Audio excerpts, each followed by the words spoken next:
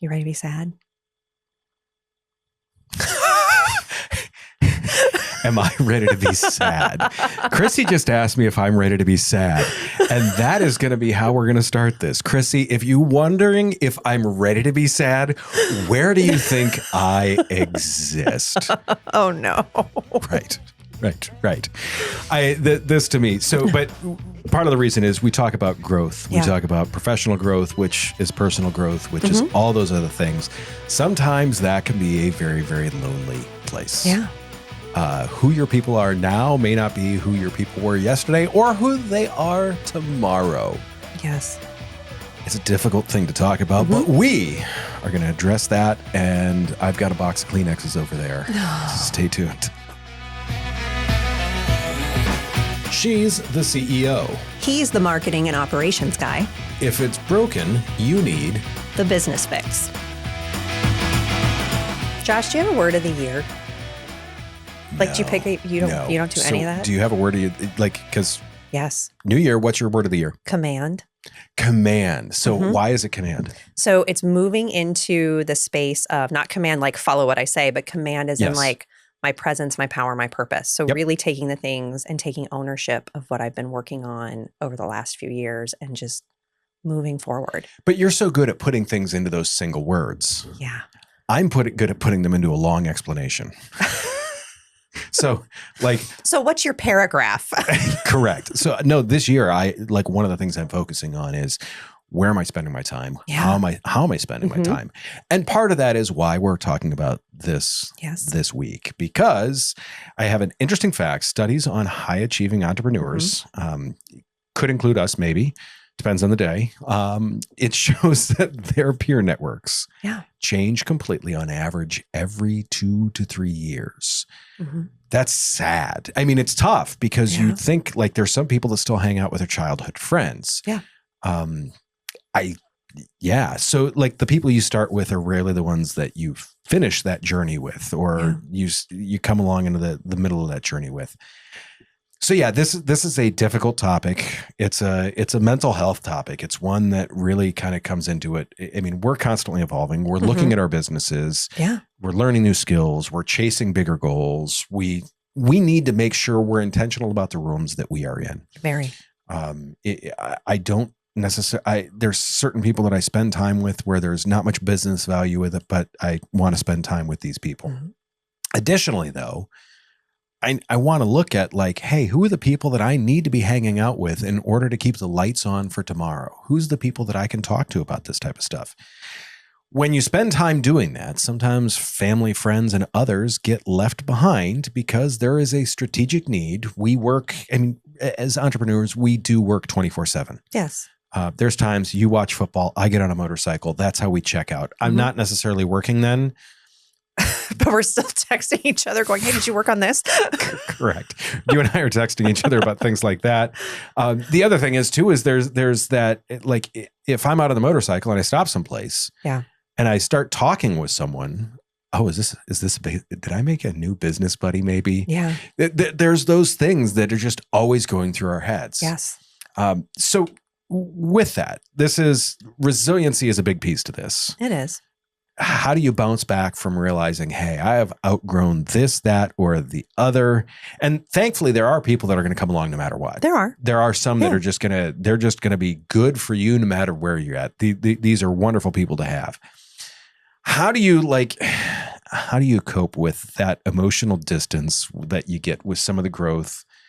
And what are some of the signs that sometimes you need to be like, hey, I'm busy today, when you get that phone call from someone? Yeah.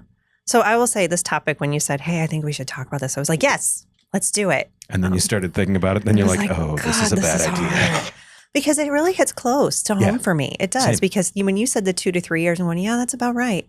And, even if we don't always say it out loud, I mean, growth is exciting, but it can be lonely. And there are going to be moments as you're growing and you're moving into different rooms and you're experiencing different things that most of the people in your sphere are not going to experience it. Even when you come from a family business, like I will say, like my relationships have changed dramatically in my family because I have grown in a lot of directions that my family wasn't interested in growing it. So this is a social media post that I'm not going to share with my family.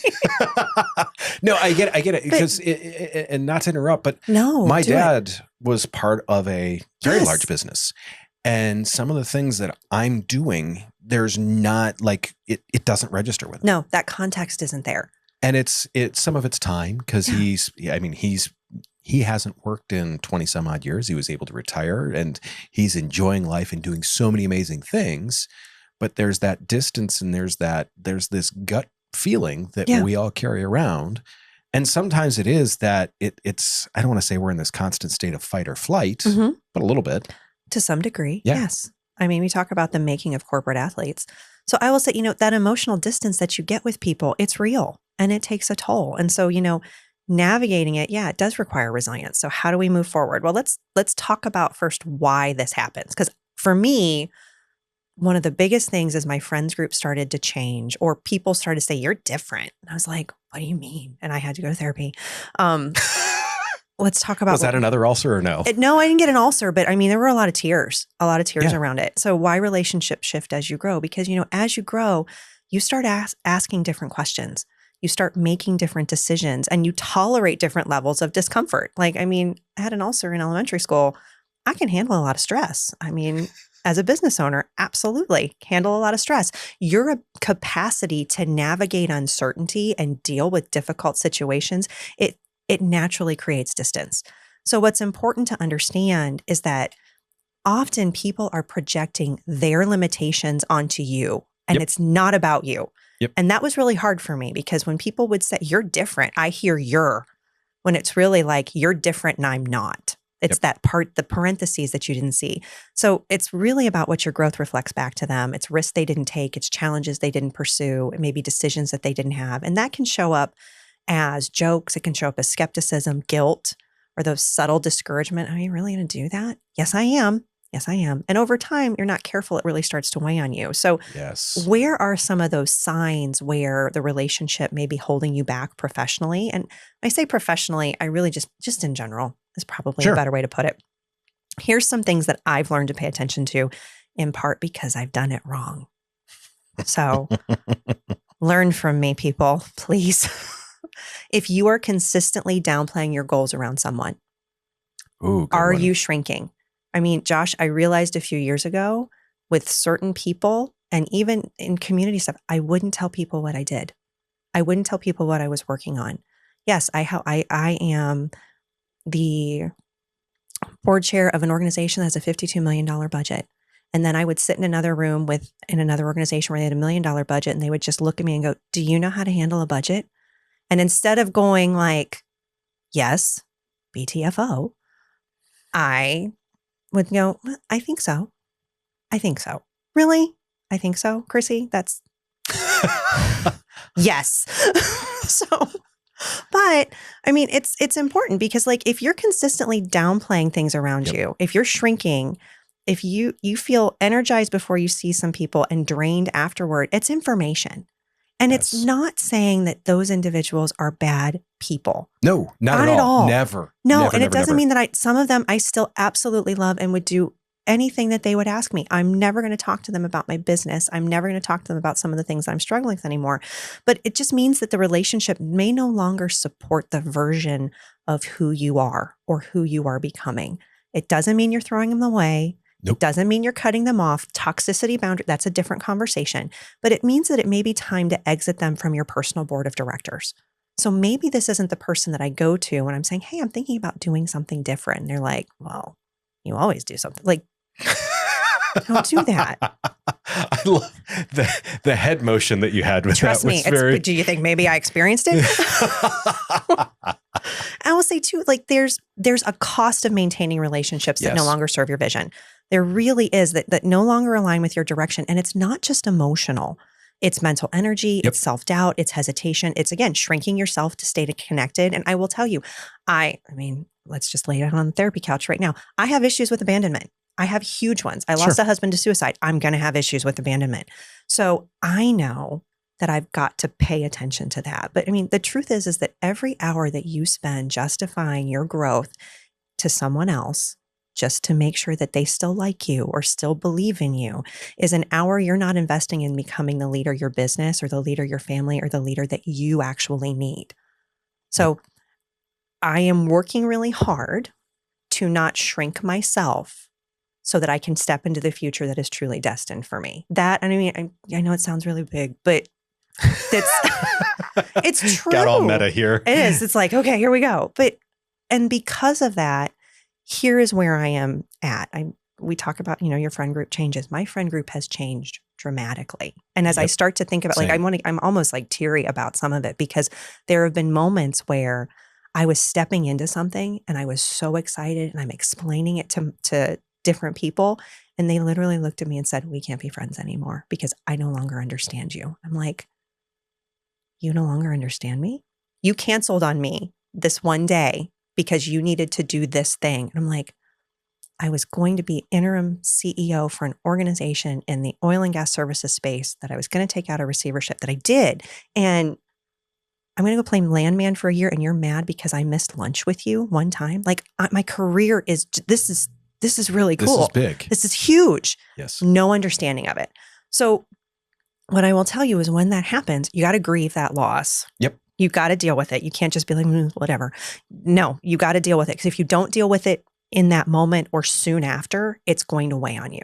But I will say too, it's really important to have some type of, whether it's professional peer group or organization of different people that think like you or are thinking in spaces bigger than you. It's really important to do that. So for me, masterminds, forums, CEO groups, trusted peers are the people who normalize that growth, pressure, and big thinking. Right. Yeah. So as I'm moving, as I'm growing, I'm moving into other rooms and going, okay, these are people that can talk to me and aren't going to flinch when I start talking about a risk. That is the biggest point to it is so many people see just the risk. Yes. And we are inherently more risk welcoming. Exactly. Otherwise, we never would have started this. We wouldn't do the things that we do now. No. I mean, what I love about those types of peer groups is they don't get uncomfortable when you talk about ambition. Right. And you can't be in that space. Here's the other thing I will say is you've got to be willing to walk into those spaces and be confident in who you are and say, I don't know everything, but I'm also not going to shrink because all of these people are way bigger than me and badder than me. Yep. That's okay. You want to be in rooms. I never want to be the smartest person in the room. No. Ever. Because then I've stopped growing. You do the podcast, so you're willing. Stop it. Not okay. So, I mean, and the other thing I would say too is you're not replacing old relationships. Sure. You're balancing them with people who kind of pull you forward. Yep. So, and I will say before I got one more thing before we go to operations. Keep going. You're doing good. Okay. I want to talk about how to kindly address that drift with old friends because this has been painful. All right. It's huge. It is. And it's this, if you don't hear anything else in this podcast, I want you to hear this. And maybe it's a couple things Josh says. Thank you. You're welcome. Here's what I want you to hear. You don't have to burn bridges to honor your growth. Nope. No. Sometimes the kindest thing that you can do is to allow the relationship to evolve or naturally loosen. If you had lunch with this person every week and it is you feel like you're a hostage, nothing is happening. You know what? How about you widen that gap? You know what? Maybe I'm really busy. My schedule really transitioned some of my friend groups too, because Same. I was so consistent and I'm always the person that's going to show up. Yep. And then I realized I'm the person that's showing up, but it's not serving me. Correct. So if you can allow those things to naturally loosen without blame, without drama, you don't know everyone access to every version of you. And that was something that was really hard for me to start learning. Was that not everybody deserves my full story. And that's okay. Ooh, that's an interesting way to look at that. Mm-hmm. That really is. Yeah. And you can love people deeply. This is for those of you in family business. Here you go. You can love people deeply and still choose to not let them shape your future. Yes. Agreed. So whether you're in a business or not, remember that. And being resilient is really trusting that growth is going to cost you some familiarity, but it's also going to give you alignment, clarity, and momentum in return. You said clarity. I did. I did. If we don't rank for that keyword, I'm going to be very upset. I will be too. And I mean, you just got to remember too, growth doesn't mean leaving people behind. It's really about choosing yourself. Yeah. And we're not going to leave ourselves behind in the process. I wholeheartedly Yeah. agree. No, everything that you said here was, I truly, I mean, we'll just copy and paste that into mine and we're good. No, I mean, so I've been on the feely side. I know that you're going to give me some steps. I mean, I can rattle some off from Resilient Operating System, but I want to know, what are you doing on some of this? It's, to me, first off, it's tough to process that realization. Yeah. And then sometimes like it's not always obvious, because there's text messages that I get from people where I'm like, oh, didn't see that one. Yeah. Or pretend, I guess I would say, pretend I didn't see that one. And I guess I would say I used to feel horrible about it. Yeah. And now I'm kind of like, okay, there's some people that I realize I just have absolutely nothing in common with. Yeah. Like you show up maybe for that conversation, and you're like, how's it going? And they start talking and you're like before they're 4 sentences in, you're thinking, oh God, this was a mistake. It is. I've been there. Yeah. I've been there. And it's one of those things that I've found, typically I do it 2 or 3 times before I'm like, okay, we need to start moving here in a direction, because it's tough to come to that realization. Yes. Where you're like, oh, I have moved on from this. Yes. I am no longer here. And you can feel that you're not present just because you're not there. Your mind is someplace else. Your brain is someplace else. And you just don't feel it. Or you get angry. Like there've been moments in a few, like I was trying to avoid saying that. Chrissy is trying to make new friends. Right. So and I will say this too, as you find new peer groups, there are certain groups that you're going to have affinity for. Like as you get into certain spaces in net worth, it makes sense to kind of move around with people that are in similar situations to you. But just because they're in a similar situation to you on their balance sheet doesn't mean that they do the same things that you do. So great case in point, we had a holiday dinner. My husband was like, I need you to go. It's husbands and wives. And I'm like, okay, fine, I'll go. And so I had to sit in this group, and it just all of a sudden, and again, family, love my family, love them, adore them. But the big conversation was, how do you get your kids to travel sports on time? That was the corner of the room that I was supposed to talk to. And so we got in the car. You just punch them. I said, exactly. And I'm drag them to the car. Done. And I wanted to say, like, I don't know what you're talking about, because we don't live our lives that way. And even if I did have that capacity, I've outsourced how some of that happens in our lives. So I want to talk about business, or I want to talk about something else. And it was like, no, you need to go over to that corner. And I was like, I love you, Steve. If I ever have to go to this room again. But it was saying not, and it wasn't the like, I can't stand these people. They were very nice people. Wonderful people. Nothing in common. Yeah. And so I am happy. I'm like, so again, that was last year. This year, he's like, do you want to go to the holiday dinner? I was like, do you remember how it felt? It's like, do you want to sleep on the couch? We will not be going to that holiday dinner. It's funny. I get text messages from some old friends. Yeah. And so many times it's like, hey, show up to this event that we're doing. Yeah. And I go there, and it is people I'm looking around that I'm like, I have absolutely nothing to say to most of these people. And they'll come up and be like, what kind of beer do you want? And I'm like, I don't even drink. Yeah, exactly. That's another one we should probably talk about at some point on the podcast. And then when your lifestyle choices are so different. Right. I mean, the lives are, the interests are 100, just everything about the life is different. And you're like, oh, this is painful. This sucks. Yes. Or you feel like you've walked into a time capsule. Has that happened in the last? Yes, it has. It has. And the other piece to that is then too, is what's tough about that is, like you said, you kind of have to mourn that friendship, because you're like, I've lost this.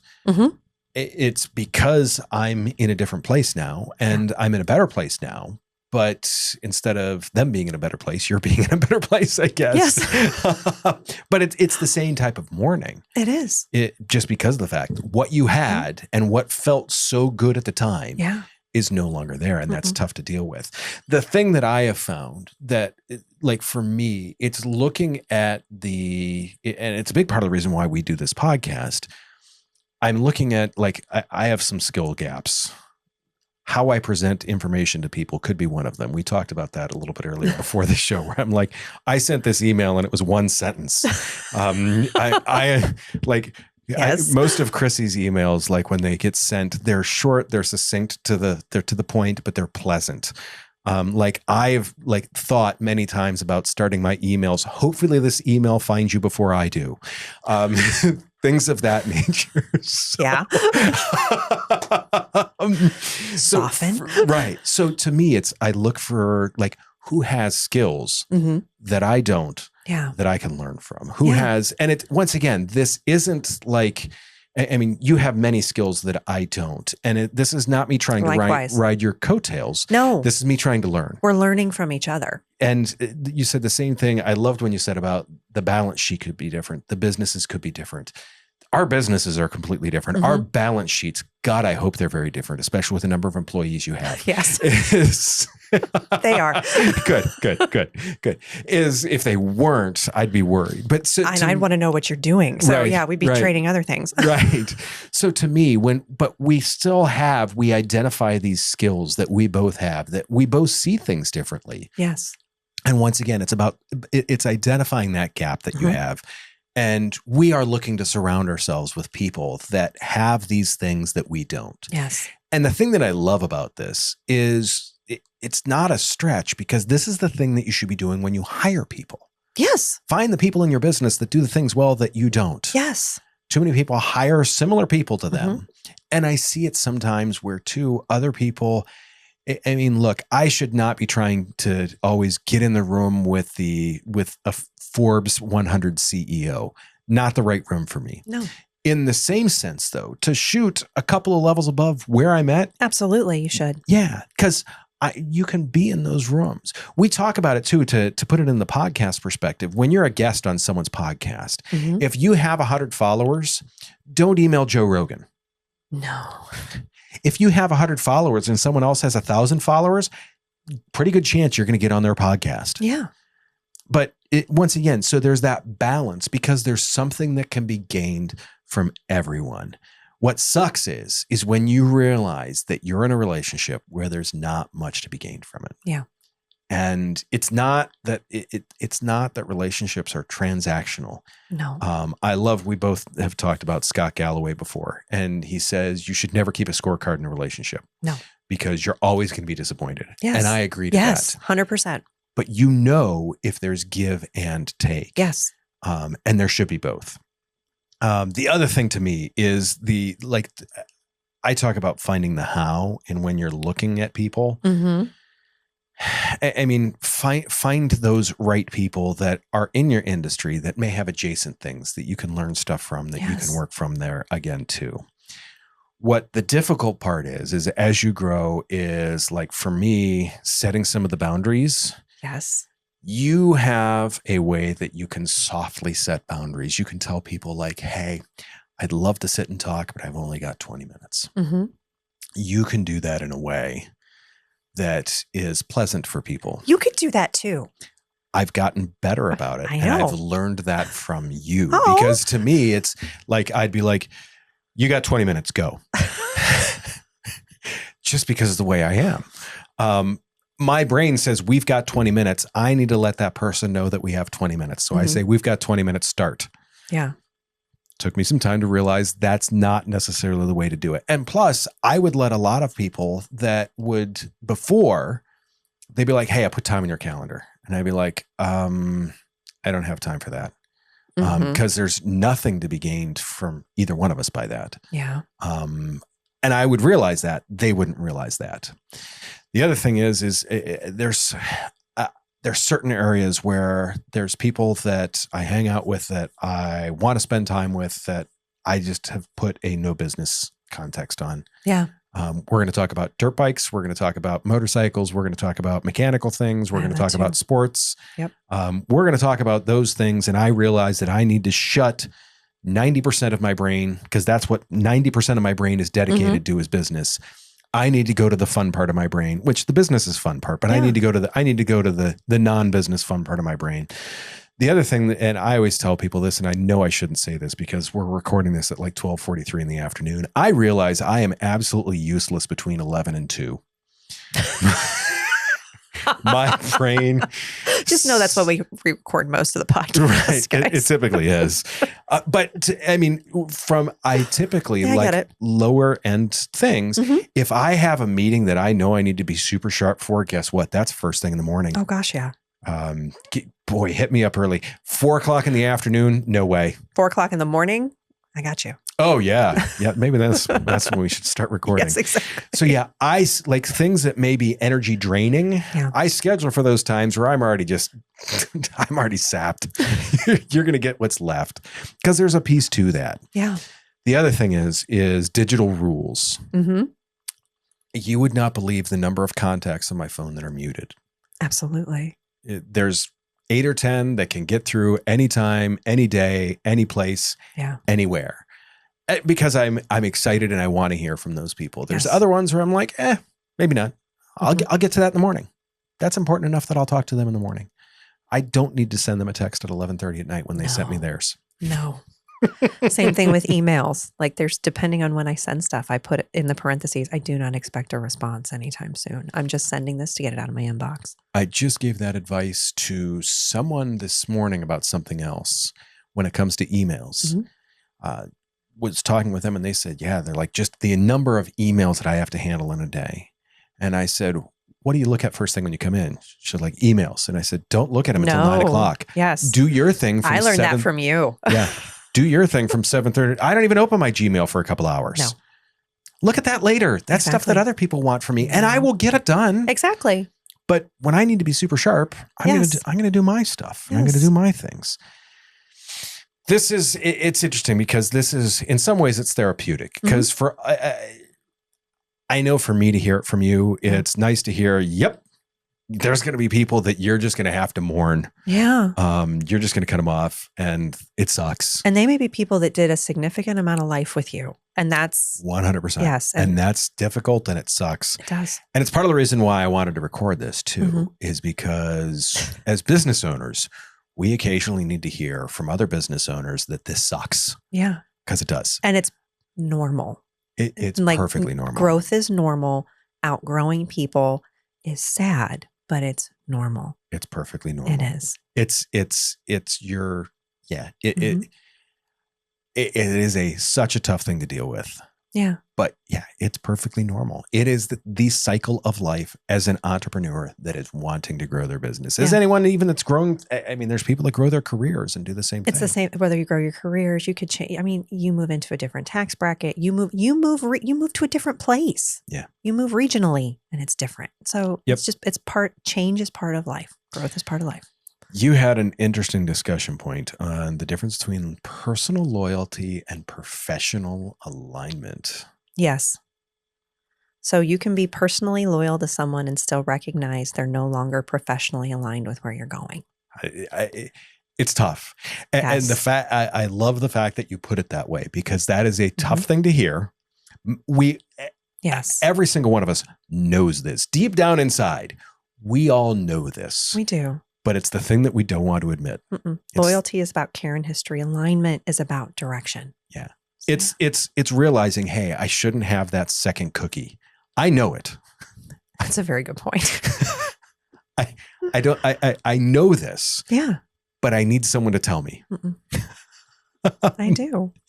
Loneliness at the top, it's common. Yes. But manageable. Yes. What do you do to manage this? Serenity now. It is. Yeah, that's it. So I would say it's manageable when you build intentional spaces to be seen and understood. Yep. So a couple of years ago, I had to pursue a new, in essence, a new friend group. I had to find people that could align with where I was. I mean, 10KSB was great. Yep. Scalerator was great. And then as I started moving into more national spaces, it was, okay, what are the other places? I mean, I have an organization. I have a group of, there's 10 of us, 10 women. We all own businesses and we talk about everything, but being able to find that context of that group was really important. So I would say, you're not lonely when you're intentional in who you're pursuing in relationships and friendships. And you've got to do that. And if you're not married or your spouse does not have a good understanding of how to navigate the business or how the business works or what the pressure is, it's really important that you find a friend group that you can lean on, because there are some spouses, mine does not, like, we can share and it's perfectly fine. But there are some where they get nervous about the business. They get, you get concerned about payroll and then they're like, oh my gosh, what's going on? I mean, that said, I'm married to a day trader. So there are moments where I get nervous and he's like, oh, we're fine. So like, but it's dialogue. So finding those other people, whether it's entrepreneurs organization, whether it's being an alum of 10,000 small businesses or going into, I mean, there's so many organizations. There's YPO, there's EO, there's Vistage, there's the ones that are cheaper, like GoBundance. It just kind of depends. Like there's so many of them. Find a group, find some friends. Find friends. And I don't care. Like some people are like, I don't want to pay for my friends. Too effing bad right now. Yeah, no. You got to make them.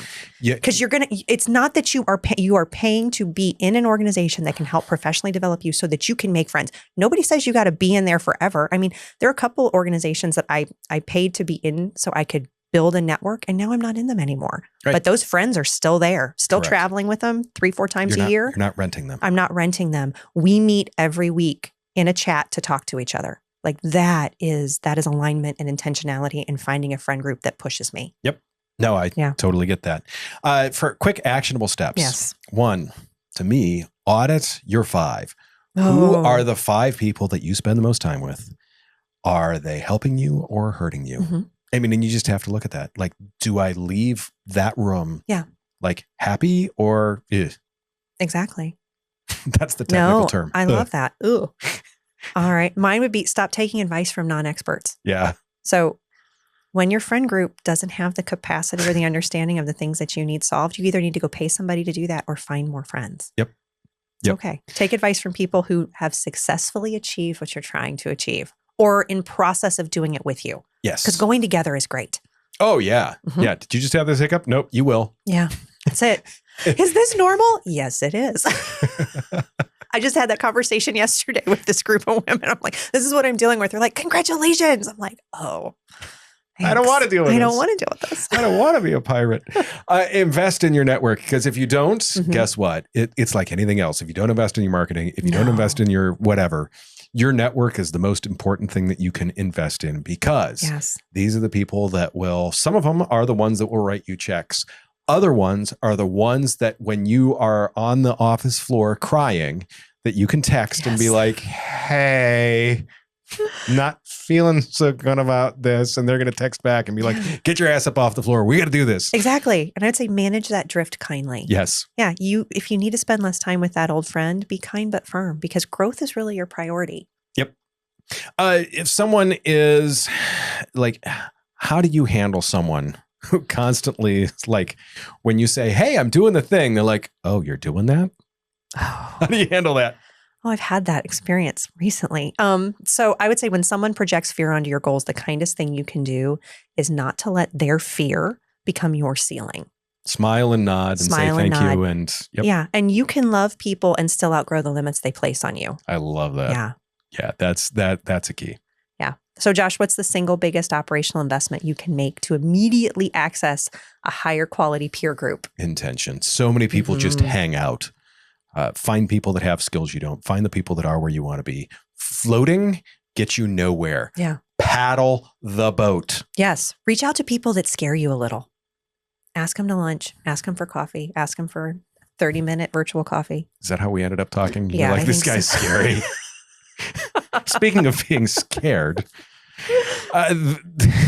next week we are talking about civility in the workplace. So this is going to be a Chrissy only. No. Civility. Civility is dead. Yes.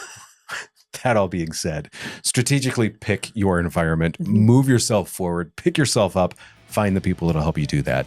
If you are looking for people to do that, businessfixpodcast.com. Send us a message. We will be part of your tribe. Would be honored to do that. Reach out to one of us on the social medias, all the social medias.